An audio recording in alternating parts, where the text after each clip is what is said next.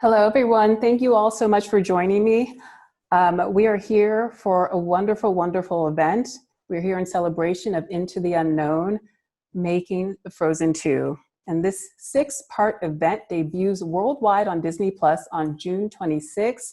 Again, all 6 episodes will be released on the same day, June 26th, on Disney Plus. Frozen 2 became the #1 animated movie of all time. And this docuseries covers the last year of production. So without further ado, I'd like to invite the team that made this a reality to join us. We have Idina Menzel, Josh Gad, Kristen Anderson-Lopez, Robert Lopez, Jennifer Lee, Chris Buck, Peter Del Vecho, Wayne Unten, Malerie Walters, and Megan Harding. Hi, gang. Hello. Hey. Hi. We were speaking earlier, and I said to you all that this documentary could not have arrived at a better time in the world. There's so much pain in the world right now, and parts of America are so divided. But to see this many people coming together, this many people of different backgrounds coming together and pouring all of their heart, blood, sweat, and tears and passion and talent into a greater purpose, it's just so powerful. And for me, it was also a beautiful reminder of what the world can be if we all commit to working together hand in hand for the collective good. So thank you all. Thank you all for pouring all of yourselves into Frozen 1 and Frozen 2. And thank you for allowing us to come along with you all for this journey. As I mentioned earlier, I cried, I laughed, I sang, I gasped, I cried again. This docuseries gave me all of the emotions. Idina and Josh, I want to start with you all. The entire team here and all of the wonderful Disney animation artists are now a part of history. Frozen 1 and Frozen 2 are the top 2 animated movies of all time. Walk me through what this journey has been like for you. I'm glad you started with us because we did so much more work than anyone on this call from an artistic standpoint. So it's great. Right. It feels earned. I had to do it, Josh. I had to do it. What does it feel like? It's surreal. You know, I think that it's almost cliche to say at this point that the first Frozen, none of us had any idea what it was going to be. We all just hoped that it would work. And then to immediately see on a global level the response to not only the film, but to what became the anthem in many ways of our time, Idina's brilliant Let It Go, written by Bobby and Kristen and animated so beautifully and created by this group. It sort of became something that I don't think any of us could expect. What's been really fascinating about Frozen 2 for me is how it's almost become something else as coronavirus has sort of locked us in our homes, and as we're dealing with, as you said so beautifully, so many different issues that are so difficult. The themes of Frozen 2 have seemingly taken on a new life of their own.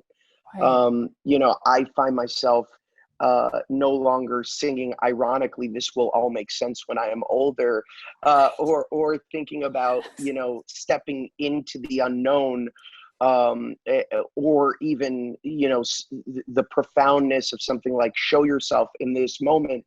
It's all just weirdly taken on a different life, even from the brilliant reception it had when it was first released.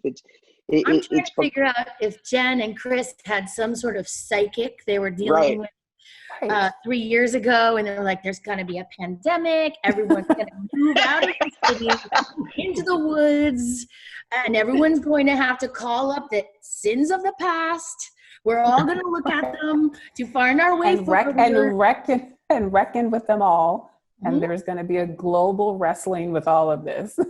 We were just trying to get enough sleep. I wish we had any insight, but we were just.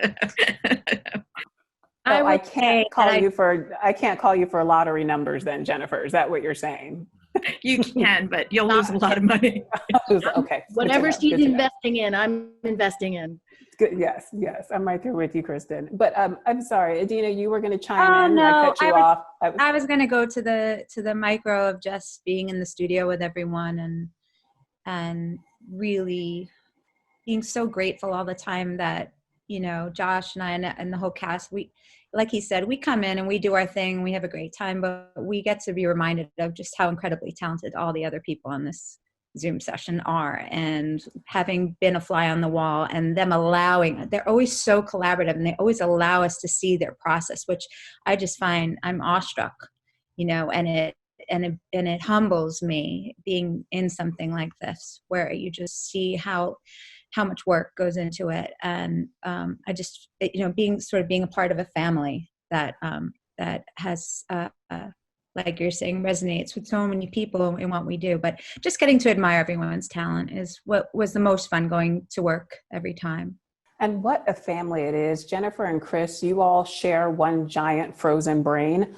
Let's talk about the incredible pressure you two were under.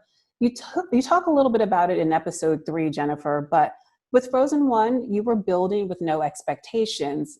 With Frozen 2, you've got a global blockbuster under your belt and you're trying to catch lightning in a bottle yet again. I mean, that's the pressure Olympics already. And then you invite cameras to document the entire process.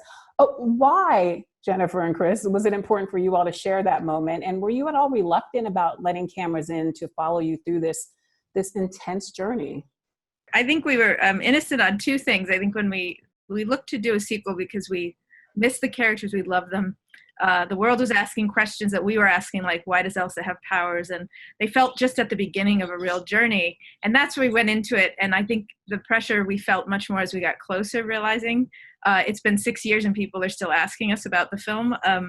But I think in terms of letting people come in and film us, I loved when I grew up, Wonderful World of Disney, whenever you get to see behind the scenes and see how they did what they did. I'm so overwhelmed by what the studio does, what every artist, every technician does to get these films going. And it's such a unique process. So I think my head, forgetting that we would end up on camera, was a bit more people are going to get to see how they do it. And I loved those things as a kid. So I think it was more, again, innocently, the excitement. And then, then later you have those moments where you're like, oh God, Chris, for you, what was that like, having cameras roll during probably some of the most intense pressure-filled moments of your life? Casual. They were so great. They became part of our family. And you just you forgot sometimes that they were actually documenting something. We would joke sometimes, like, please don't put that in that thing, please. And they did actually. So, but it was fine. I will go back to the pressure thing just real quick, in that I think we put pressure on ourselves all the time on every movie that we make. So the pressure is like inside the story room. And so it really, it was a little different, a little bit more, but it was still the same pressure that we do with every film. Peter, I've got to ask you, you're producing Frozen 2, you're approached about having cameras document the entire experience, and you say yes. Why did this appeal to you? And why did you put your team through this? Well, I think for a couple of reasons. One, when we made the first movie, we knew we had something special, but like Josh said, no one knew the phenomenon it would become. Right. And there was something about starting the process again. I almost wished we had documented the first film. That, and just for people to see the collaborative nature of what we do. You get to see the animators, the lighters, the effects artists, all the departments, everything together that has to work like clockwork to make the film. And I think most people don't understand the number of people it takes and the hard work it takes to put these films together. So I think initially that is what we wanted to show the world. Although I will say, be careful what you wish for sometimes, because actually having them there for that year was a tough process. Was everyone immediately on board? Did you have to cajole people? Did you have to offer them Disney stocks? How did you go about convincing everyone to come join that journey with you all? Well, in terms of working on Frozen 2, that was easy because Chris and Jen, as soon as they said we wanted to do Frozen 2, we knew that we would only do it if the cast, if the Bobby and Kristen, and if our whole team that we put the first movie together with joined us. And because that first movie was such a special moment in time, actually getting people to sign up for the movie was easy, including people who didn't animate on the first one, they were also excited to take the second journey with us. As for the documentary, right. it was a little bit mixed blessing. I mean, I think people were happy, but also slightly intimidated by having cameras follow us everywhere. All right, Bobby and Kristen, you two are one of the only sure bets in the entertainment industry. You two will be guaranteed to write a hit song. You created one of the best. It's true, Josh. You agree, right, Josh? I do agree. They're insane. It's insane what they do. I also have to say that I'm very intimidated seeing the animators because I just watched it and you guys are so freaking, like, I know these guys and they have hero worship forever for me. But you guys, like, really watching this, you're like, I'm blushing because I'm like, you guys are so genius. It's incredible. But yes, back to Bobby and Kristen. Right. And listen, we'll get to them in a minute. We'll get to the animators in a minute because Malerie and Wayne, you all do some things in this documentary that just, I mean, mind blown. But I do want to start with Bobby and Kristen first because just watching you two in the studio collaborate was just such a gift. One of the many thrills of this docuseries for me was getting to see your entire process. Walk me through the decision to share that process with the world. And were you at all reluctant about pulling back that curtain? I mean, Josh and I thank you for that. But again, were you at all worried about pulling back the curtain on your process? I think that ultimately we're so happy that everyone gets to see the amazing pieces of the puzzle and, you know, the animators and the lighting and the sound and ultimately we learned a lot watching the documentary ourselves. When it was happening, we didn't quite realize when we said, sure, that sounds fine, that it would be so weird when a camera showed up. We write in an apartment in Brooklyn. Like we were Zoom workers before Zoom workers were a thing. We've been Zoom commuting for 10 years now with this guy. So to have cameras show up, like, they didn't just bring one camera. They brought like 3 cameras and a sound guy, and they just had a lot of stuff. The fuzzy thing that's in your face. And like some days we don't the boom mic. We don't put on real pants. I mean, again, this isn't new for anybody else now that you've been in the pandemic, but that was how we lived before a pandemic. And so to have people come up and like want to film us, it felt like there's nothing to film. I think if we had been in an office, it would have been a very different, we would have already put ourselves together. Yeah, for us, songwriting is sort of like a very private thing that happens between a man and a woman. When 2 people love each other very much, they go into a room and they start playing the piano and they give birth to a song.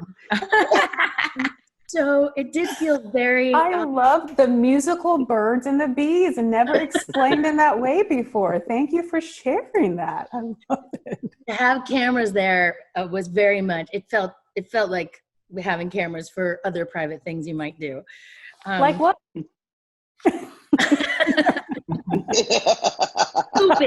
Spoofing.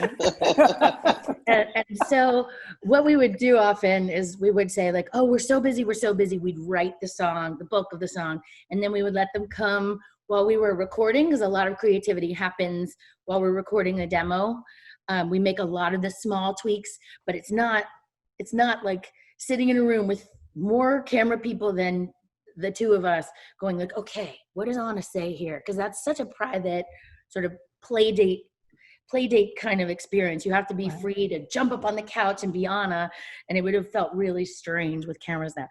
That said, I wish I had thought to diet and drink less before all the cameras showed up. Because there was a lot of pressure. And now I'm like, oh, Kristen, oh. When I watch it. You absolutely beautiful. And again, watching you two communicate through song and create those masterpieces was just, again, such a gift. I know when we were last together, a lot of singing occurred, and I didn't know if you just felt like breaking into song, Bobby and Kristen, right now. I mean, I wouldn't stop you from breaking into song. I mean, if you want to break into song, you can. Oh, where's she going? They did this all the time. Really? Yeah. What's happening? I'm excited. Yes!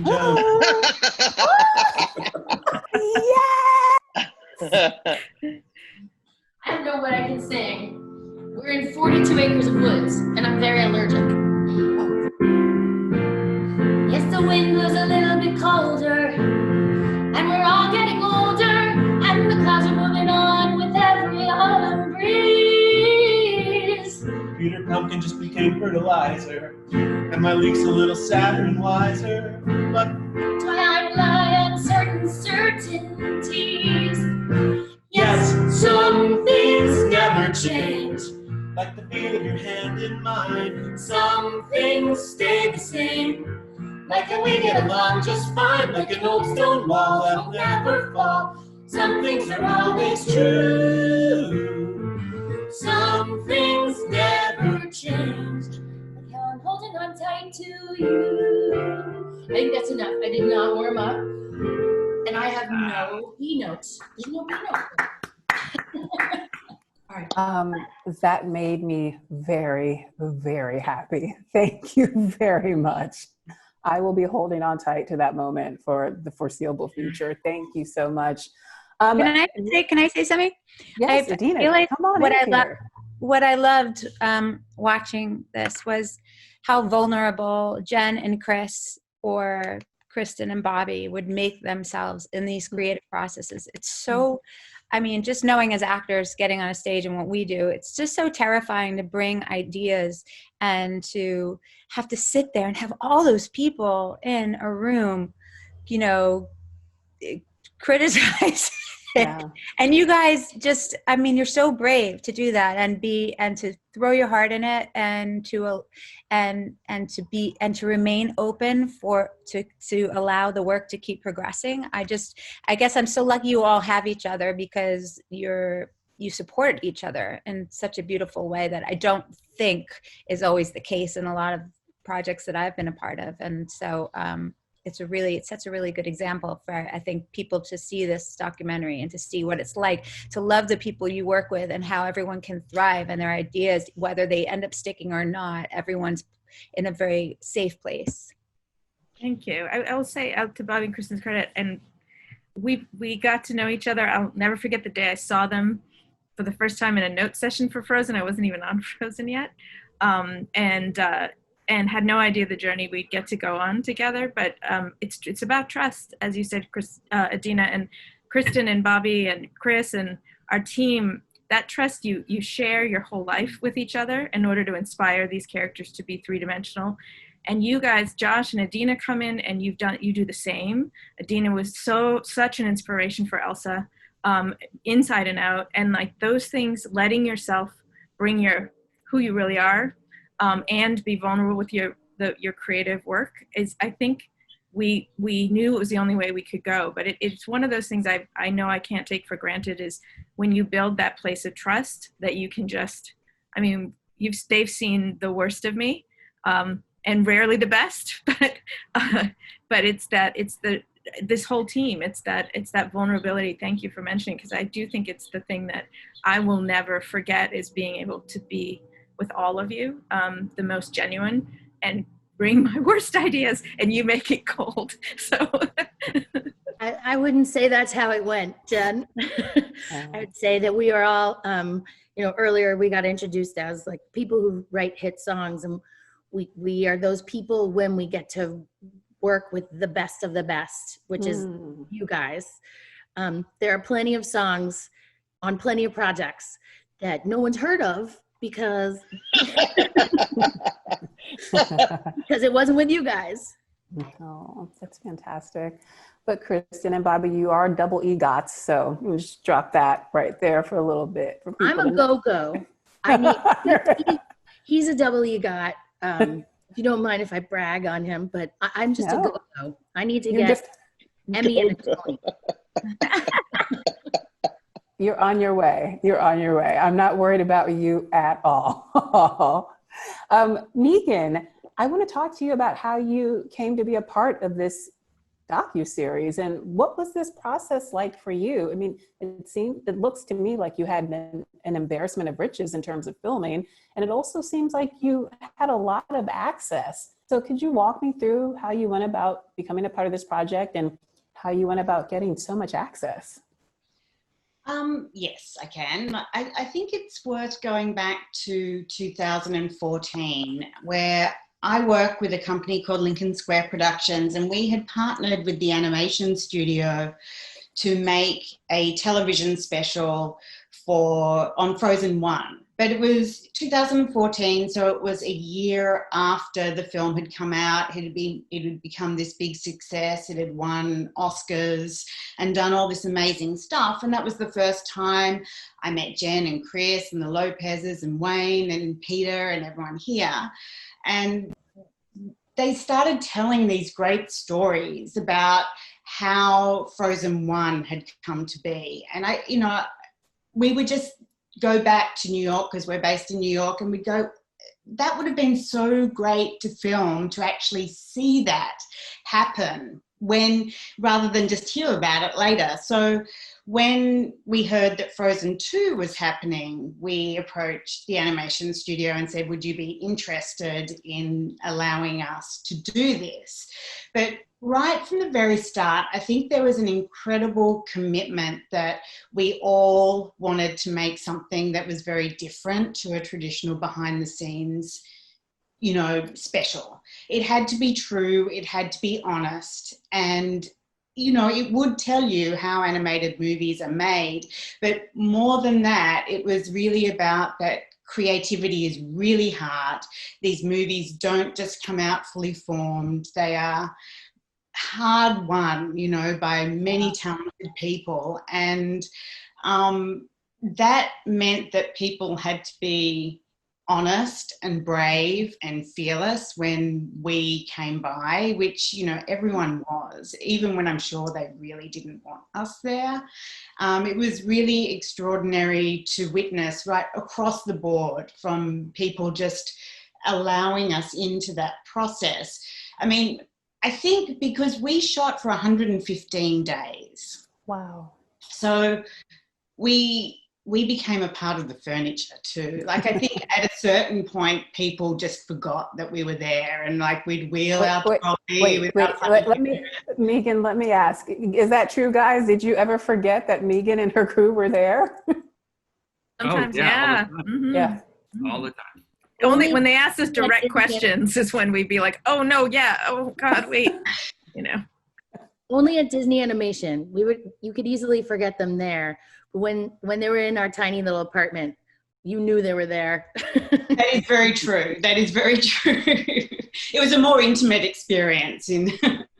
But Megan, did you have to negotiate access? Did you essentially say, I'm going to need you to give me a lot of room to play here, because I don't have access? Or was it a pretty much a foregone conclusion that you'd be able to run wildly through this process with your cameras in tow? Well, I do think it comes back to that commitment. Like, I believe that everyone wanted to make this a truthful document of how you produce these incredible movies.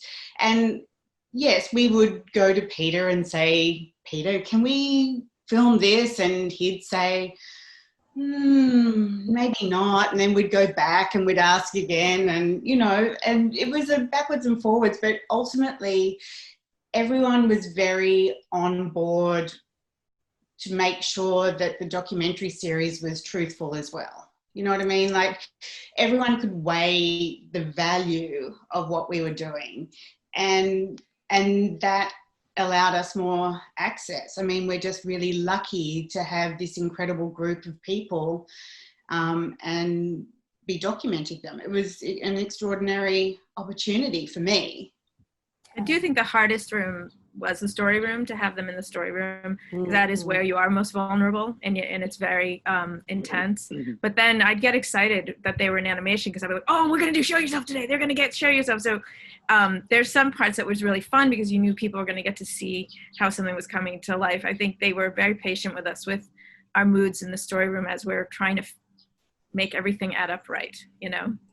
I'm particularly happy that they went to visit our orchestrator, Dave Metzger, in his studio to show him at his computer doing what he does, because what he does is so underappreciated and so vital to the music sounding as good as it does and telling the story as much as it can.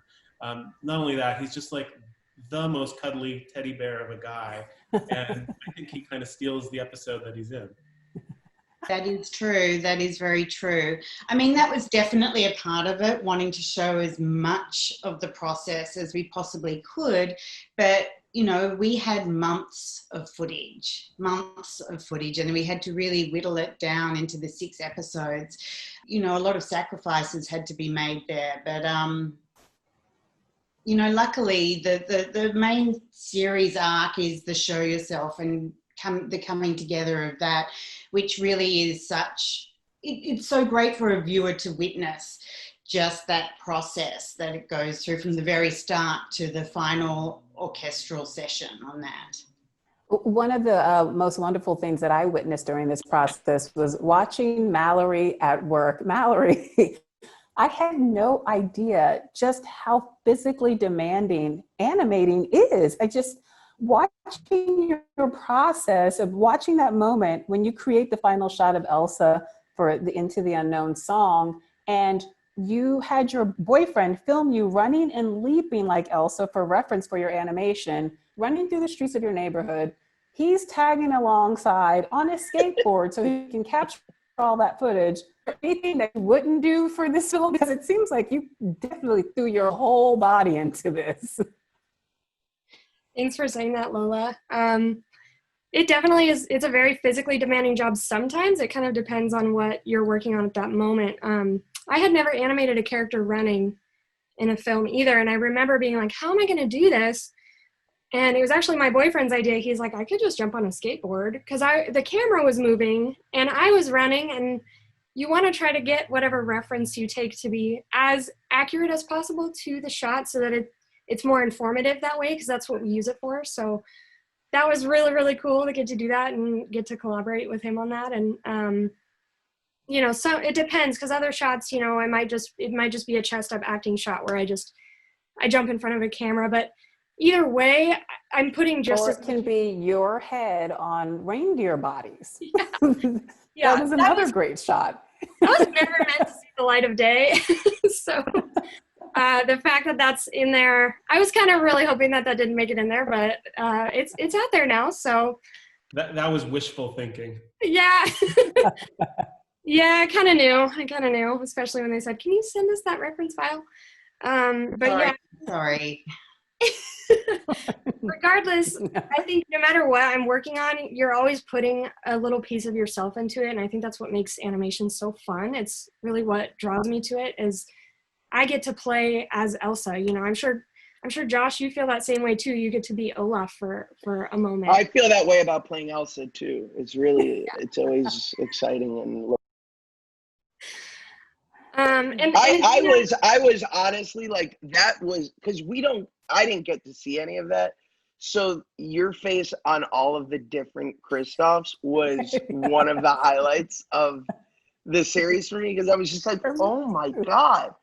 Or what's his name doing the Olaf stuff. I've spoken to all of you guys so many times, and I've sat with you, but I've never actually seen you guys.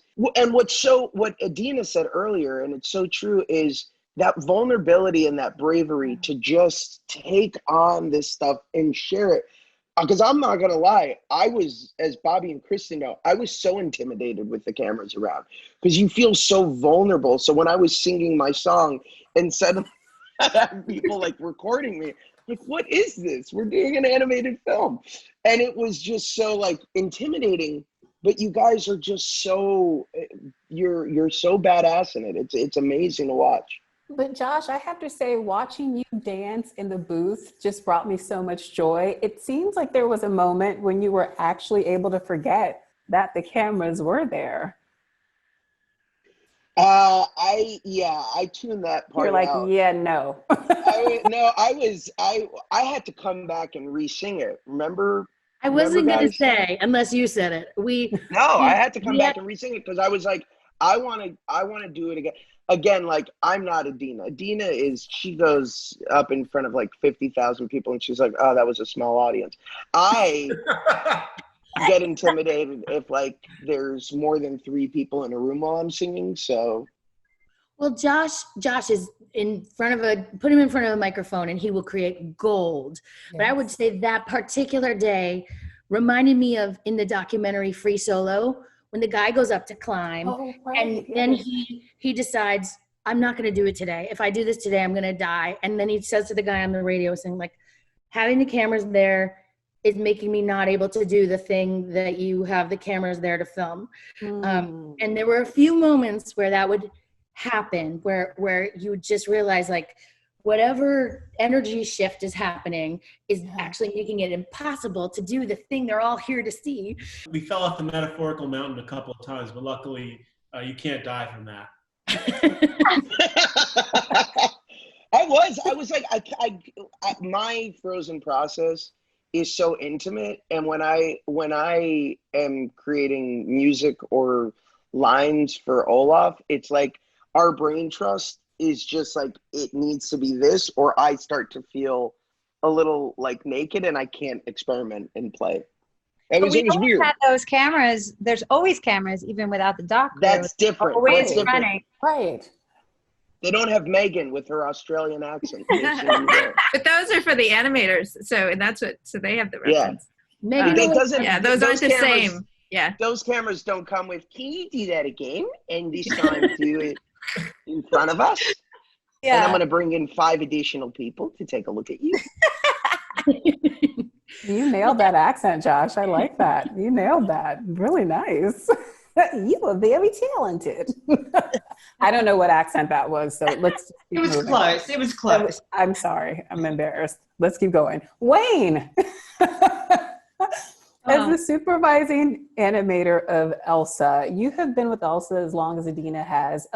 There's a great moment in the docuseries when you and Idina sit down to talk about Elsa's significance to you both. Can you share that moment with us? Because for me, it was just one of the most powerful moments of the docuseries. And Idina, feel free to chime in after Wayne has spoken about this moment, because it was just really, for me, powerful, tender, quiet, and just very special. Hi, sorry, people are texting me. I guess the trailer just came out and they're texting me. Like, I'm like, go away, not right now, not right now. I just threw my phone away across the room. That's good. Tell them you're a little busy right now, just a little busy. But talk to me about that moment with you and Idina in the theater, speaking about Elsa's significance to you both. We talked about a lot of things. Elsa is, it's such a joy to work on that character. I feel like the films, both of them, I think they speak to many people, and especially that character. Elsa is very close to our hearts, but to see, people relate to her, and,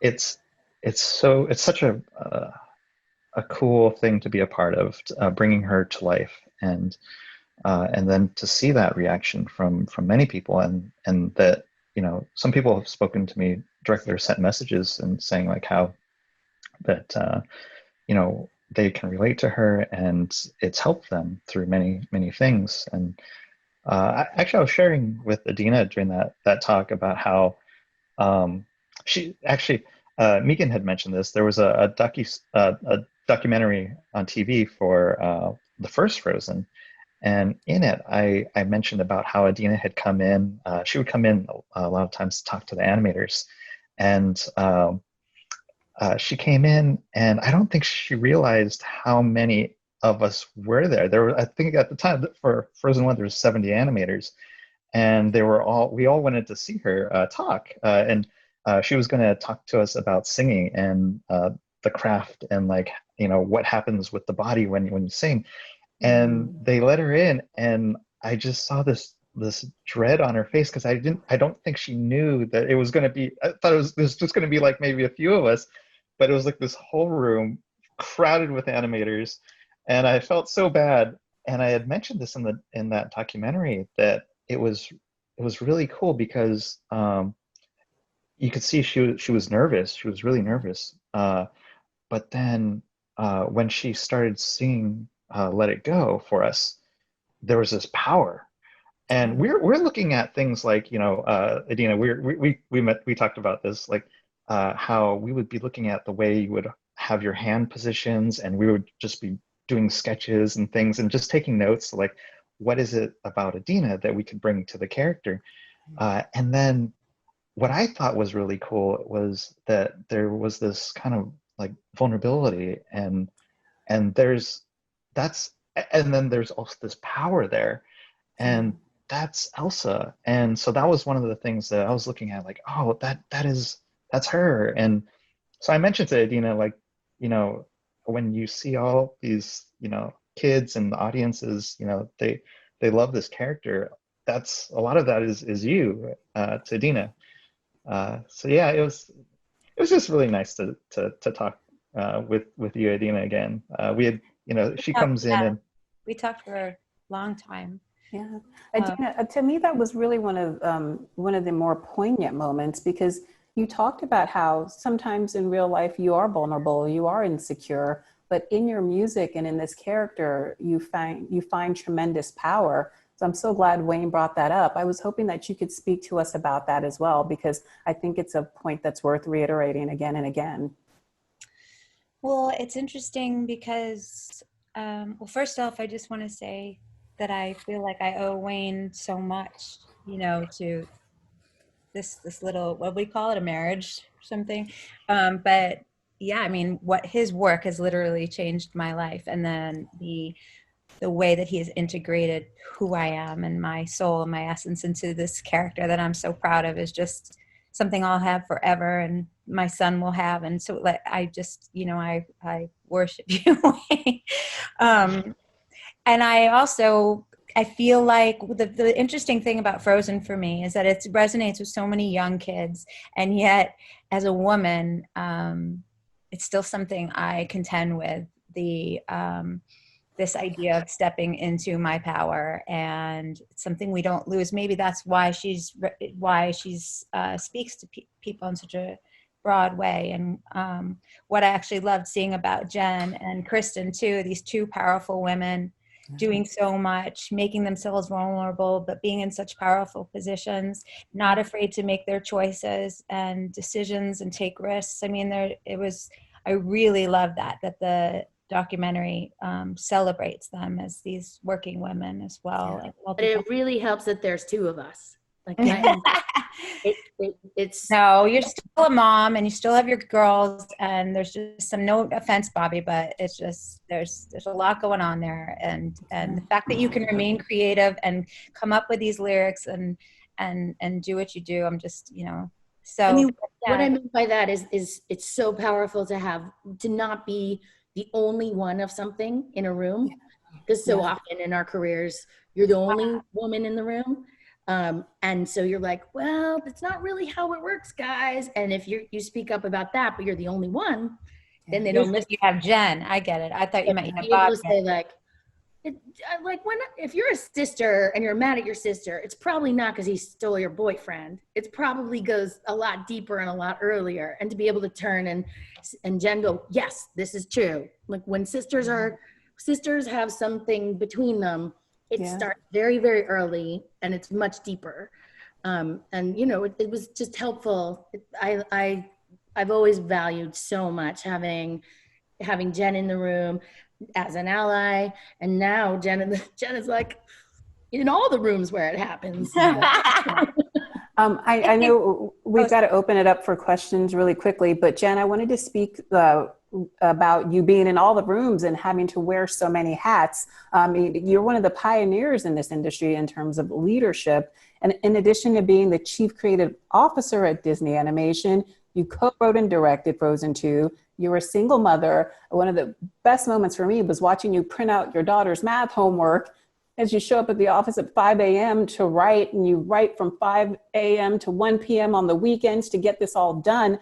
And it was just really, again, Idina mentioned it earlier, and Kristen alluded to this as well, but just watching you sort of demystify this idea of this woman having to be a superhero, and just speaking to the idea that, yes, we women can juggle a lot, we need help, but we can get it done. And just how you gave a shout out to the single moms out there. I just thought that was really powerful. And I'm so glad that you felt vulnerable and comfortable enough in your own power and in your own story to share that with the world. So thank you for that. Thank you. No, it just, I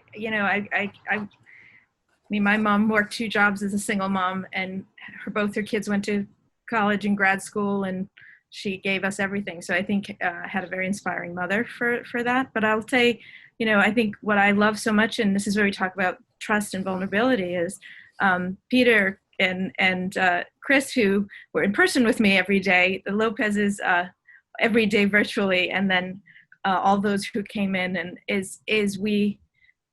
they made it for a space where I can say, here's what I need. Here's what's going on now. Family comes first for all of us. And we just gave each other permission to say, what do you need? I feel I know how lucky I am. I was invited into the rooms before I was asked to be there mandatorily, I guess.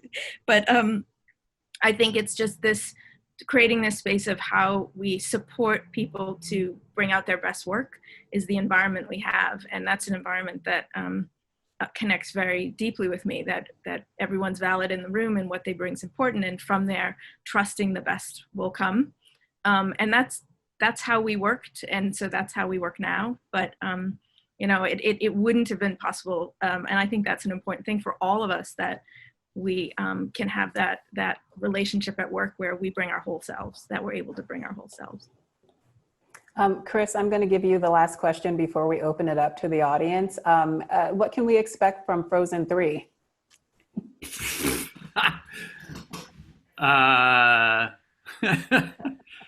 Gosh, I don't know yet. Okay, honestly, the second one, we didn't even think about it till about a year after the first one came out. These movies, as you will see, are so exhausting emotionally and physically that you really don't have the headspace to even think about it. So all I can say is we'll see. We'll see. That's all you're going to give me. I said today in an earlier interview, it's like, how about you guys get us a vaccine?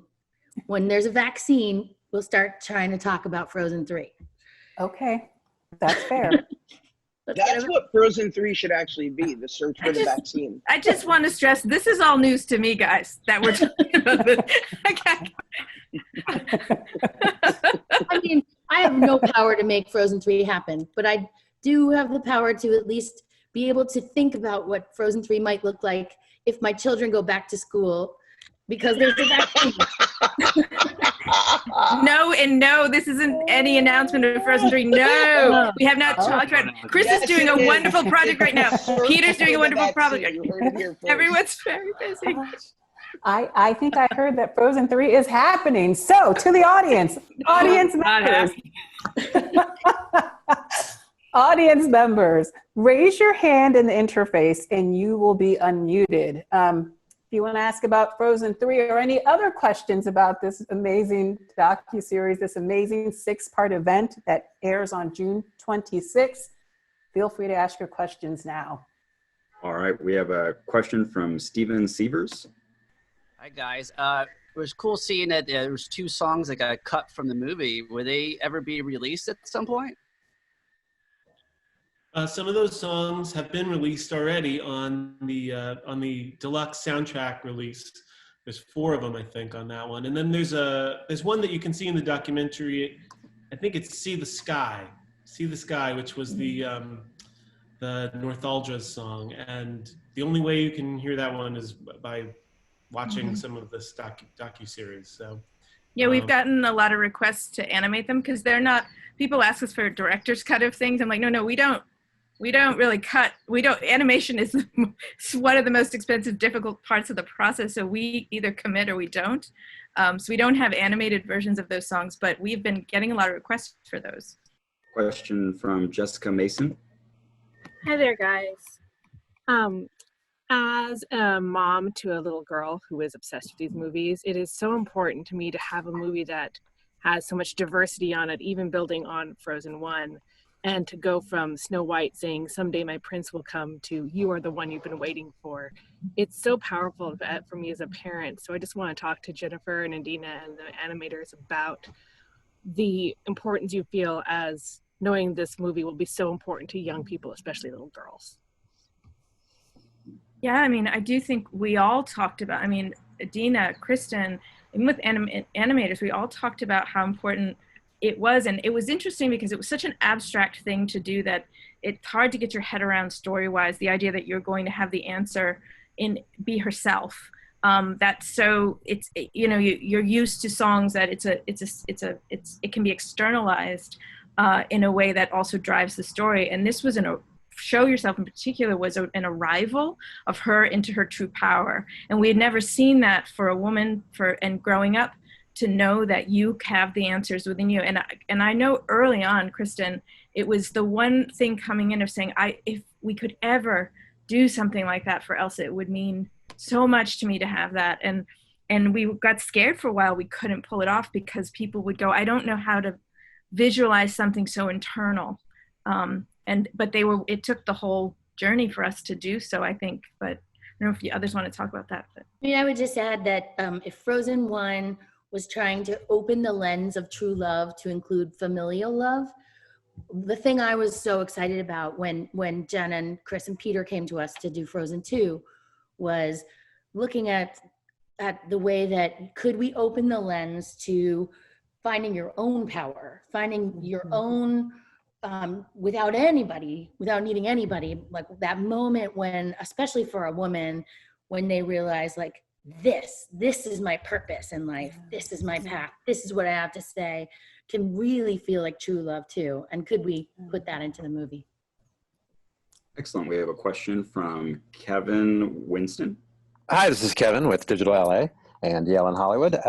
Question relates to when you were doing the documentary filming, like actually doing some of the behind the scenes stuff, did certain themes come out that you didn't expect? Typically when you do a documentary, there's some, 2 or 3 things you want to focus on, but then inevitably something else comes out that was unexpected, or, oh, let's follow this news story. Can you talk about that? Sure. Yeah. I mean, when we started, we weren't sure exactly. We had blocks that we thought that we would be following, but as I said before, we shot for 115 days. I think that comes out to something like 1,300 hours of footage that we had.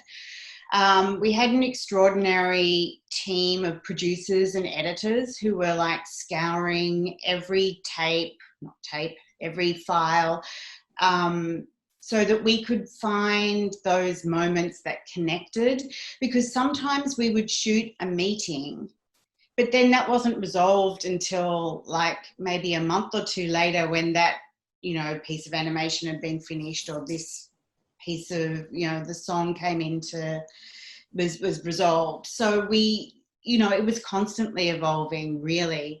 I mean, all we knew was that it was going to be the final year of production.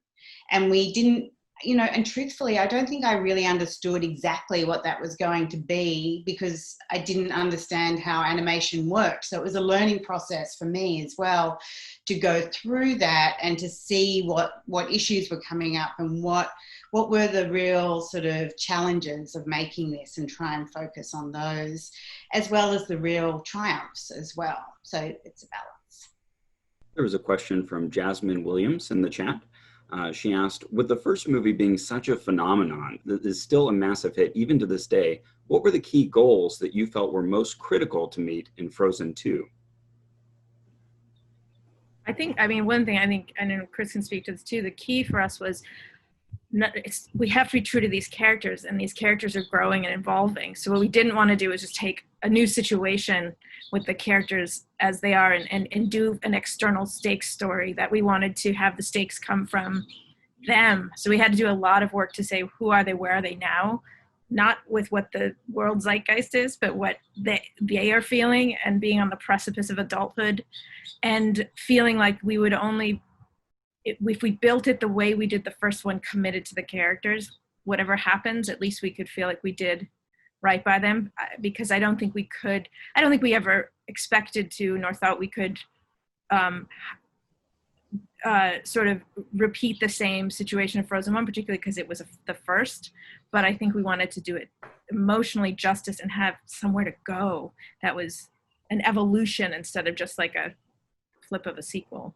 It's also super important to do that work when you're making a musical sequel, because the songs are so much expressions of the characters in their situation in the first movie, that if you didn't reshuffle the characters and really throw them for a loop, there really would be nothing to sing about it, and we'd be repeating ourselves and would feel very, very redundant, very trite and repetitive. So that was another real challenge of making Frozen 2, making a musical sequel that felt fresh. But on a superficial level, one of the things Bobby and I said, if we got another bite at the apple, is we were going to write a song for Jonathan Groff to sing in this movie, because the first one was such a I can't believe we didn't write him a song. Jonathan Groff, Broadway star. So we got to do that. And we got to do 18 Jonathans, because he sings his own backup.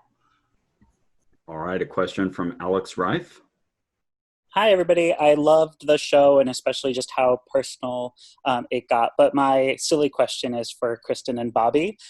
Your trophy case looks like your Oscars are wearing things, and I was curious if you can talk about who they're wearing and why they look so fabulous.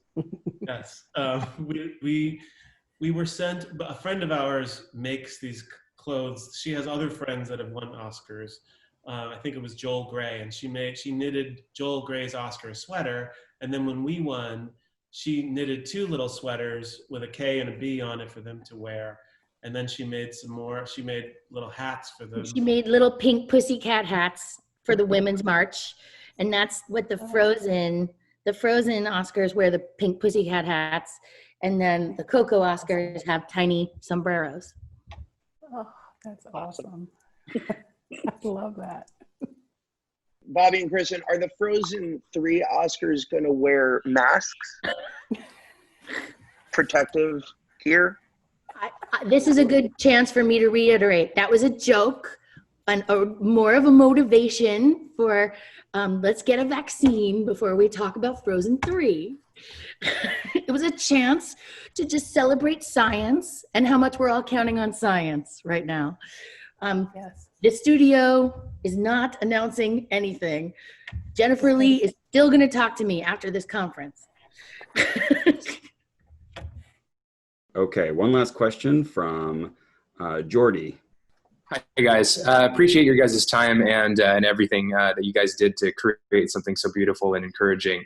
But I wanted to talk more, and this is for both the talent as well as the creative crew. But what would you guys think fosters that creativity within Disney animation that's so special? I know you guys talked about vulnerability, but is there anything else that came through the documentary that maybe you didn't see that also was a part of that process to making something so special? Goodness, I can start. There's so much. I mean, I would say I think one of the key things is the collaborative process in animation. It is the most, I think, collaborative of filmmaking. It has to be. And each one of us make up these characters and bring them to life.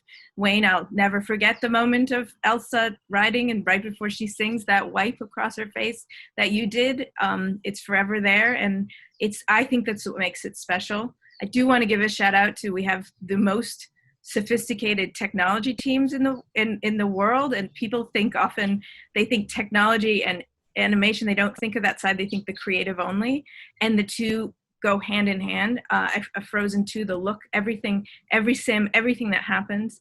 So I think in terms of some unsung heroes that are over 100 tech people who are designing software for us every second, keeping up with every idea. I mean, when you say, can we have something in water, an animal that's made of water, in water and on top of water, and they go and they design a software that's never existed to create that. I mean, I think to me, that's one of the parts that doesn't get featured as much, that we're always so blown away by, and is so critical to who we are. I would say that it begins and ends with that collaborative spirit. There's something so profound about a group of people who look at, and it is sort of the running joke of this Frozen 3 thing, for example, is it's the reality of, you have to commit to something for 3 or 4 years with a group of people that you trust so fully. And when you take that journey, there's so many falls along the way. There's so many stumbles. But what's so beautiful about animation, and in particular the culture of Disney animation, and it's why these movies don't just speak to the generation that they're released for, but speak to generations to come in so many cases, is this idea that you are refining something and you're constantly trying to make it better, and you're constantly trying to never ever let a single frame be wasted.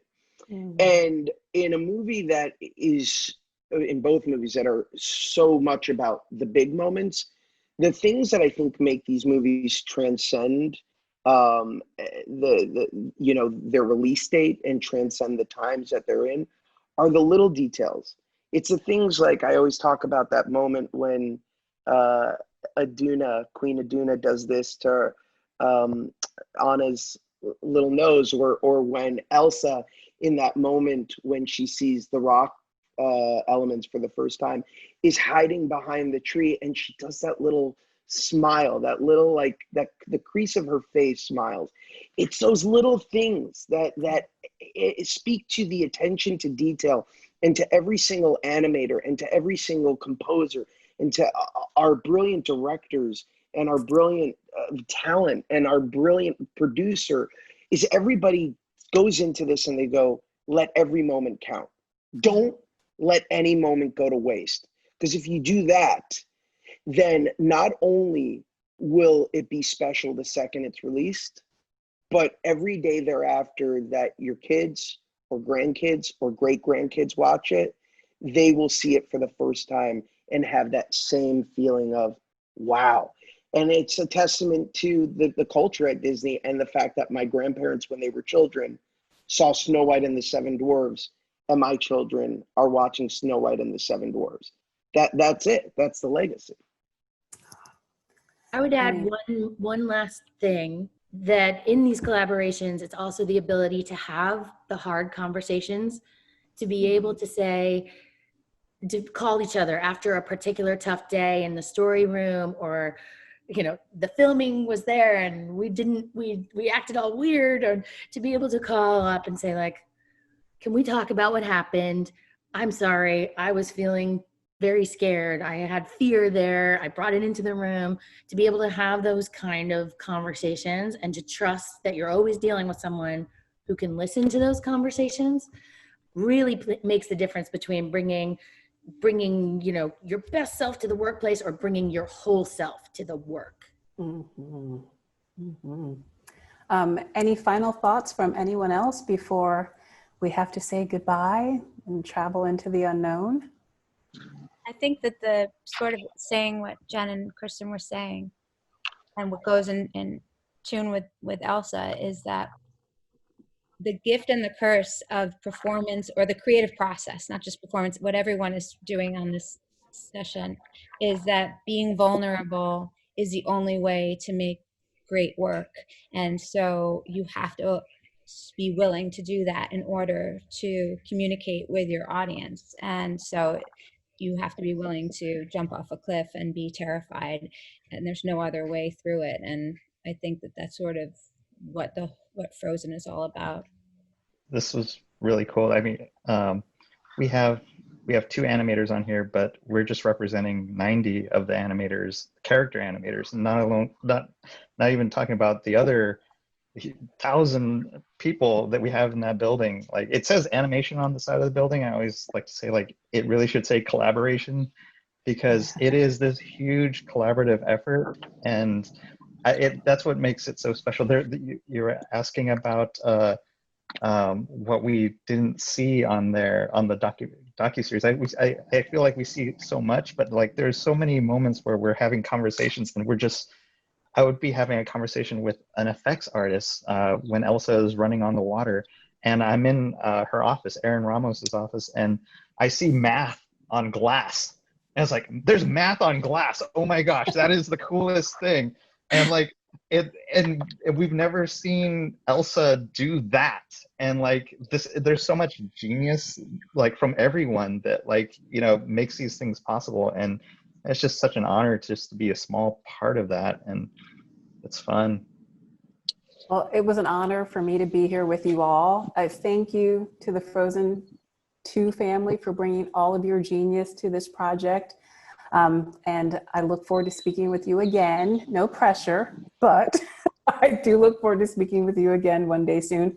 Thank you to all the journalists who joined us today. We really appreciate you being here. And again, just so you know, please tune in June 26th on Disney Plus for the 6th episode event. Again, June 26th, Disney Plus for the 6th episode event. Thank you all so much for being here. Thank you, I know Lola. I speak for everyone when I say thank you, thank you, thank you. Thank you, everyone. Thank you. Bravo. Bye. Bravo. Miss you all. Lovely to see you. Love you guys. Love you. Bye.